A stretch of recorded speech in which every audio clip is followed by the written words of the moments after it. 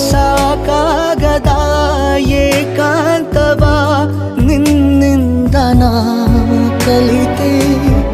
ಯಾಕಾಗಿ ನೀ ಮರೆಮಾಚುವೆ ನನ್ನೆಲ್ಲ ಭಾವುಕತೆ.